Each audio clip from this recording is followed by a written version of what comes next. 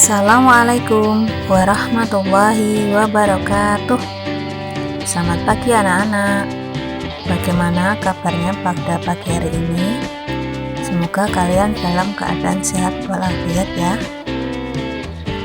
Untuk pertemuan kali ini, kalian akan belajar muatan pelajaran bahasa Indonesia kelas 6, yaitu tentang teks pidato. Mari disimak materi berikut ini. Bismillahirrahmanirrahim. Untuk materi bahasa Indonesia yaitu tentang teks pidato. Kompetensi dasar 3.3 menggali isi teks pidato yang didengar dan dibaca. Tujuan pembelajaran: yang pertama, siswa dapat mengenal teks pidato. Yang kedua, siswa dapat menemukan isi teks pidato. Pidato merupakan pengungkapan gagasan atau pendapat di muka umum yang dilakukan secara lisan untuk menyampaikan informasi. Teks pidato adalah teks yang dibacakan atau dilisankan dalam kegiatan pidato. Maka dari itu, teks pidato memiliki bagian-bagian. Bagian yang pertama disebut bagian pembukaan. Bagian yang kedua disebut bagian isi, sedangkan bagian yang ketiga disebut bagian penutup. Untuk bagian pembukaan berisi salam pembuka, ucapan penghormatan, dan ucapan rasa syukur. Bagian yang kedua yaitu bagian isi berisi paparan sesuai topik pidato yang disampaikan secara detail. Bagian ketiga yaitu bagian penutup berisi simpulan, permintaan maaf, dan salam penutup.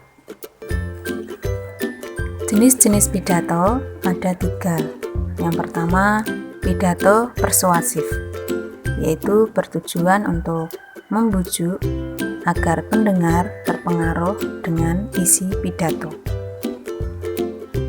Jenis yang kedua yaitu pidato rekreatif, yaitu bertujuan untuk menghibur pendengar agar merasa senang.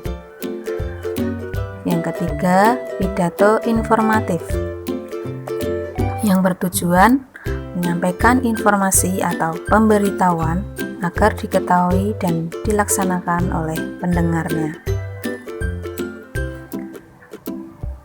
Dalam pidato, ada pidato di acara resmi dan tidak resmi.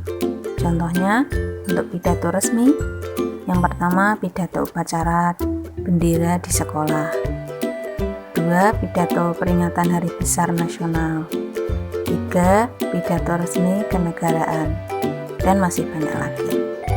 Sedangkan contoh pidato tidak resmi: 1. Pidato acara keluarga, 2. Pidato resepsi, 3. Pidato ulang tahun, dan yang keempat pidato syukuran. Dan masih banyak contoh lainnya.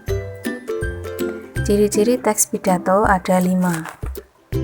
Yang pertama, menggunakan bahasa Indonesia yang baku. Yang kedua, menggunakan kalimat yang mudah dipahami pendengar. Yang ketiga, menyampaikan materi pidato dengan runtut. Yang keempat, menggunakan materi yang aktual. Yang kelima, menyampaikan tujuan pidato secara jelas. Dalam berpidato, sebaiknya harus memilih metode yang tepat.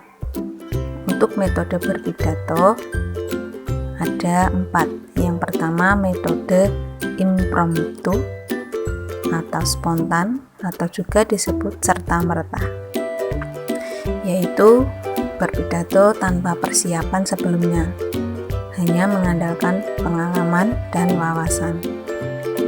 Yang kedua, metode menghafal, yaitu berpidato yang diawali dengan mempersiapkan naskah pidato yang kemudian dihafalkan. 3. Metode naskah, yaitu berpidato dengan membaca naskah yang telah disiapkan sebelumnya. Metode ekstemporan yang keempat ini berpidato dengan mempersiapkan kerangka catatan garis besar, kemudian dijelaskan secara luas saat berpidato. Setelah mengetahui jenis-jenis pidato dan metode pidato, kalian bisa menyusun teks pidato dengan langkah berikut. Yang pertama, menentukan jenis atau topik pidato. Yang kedua, menyusun kerangka pidato. Ketiga, memahami wawasan pendengar pidato secara umum. 4. Mengetahui durasi waktu untuk menyampaikan pidato. 5. Memilih kata-kata yang mudah dipahami pendengar saat berpidato. 6. Menuangkan gagasan, pandangan, arahan, dan pesan ke dalam kalimat yang runtut. Bagaimana cara menemukan isi teks pidato? Langkah yang pertama, caranya mengetahui struktur atau bagian-bagian pidato. Yang kedua, menyimak setiap bagian pidato. Yang ketiga, menentukan dan menyimpulkan isi pidato. Contoh menemukan isi teks pidato. Coba perhatikan cuplikan teks pidato di bawah ini. Hadirin, dengan semakin berkembangnya zaman, orang-orang seolah melupakan olahraga. Hal ini disebabkan oleh mereka semakin sibuk dengan kegiatannya masing-masing. Anak-anak muda sekarang ini cenderung lebih memilih main game berjam-jam di depan komputer atau HP-nya daripada memilih olahraga. Nah, dari cuplikan teks pidato tersebut, kita dapat menemukan isi teks pidatonya, yaitu bahwa semakin berkembangnya zaman, banyak orang yang melupakan olahraga. Demikian penyampaian materi muatan pelajaran bahasa Indonesia kali ini. Sekian dan terima kasih.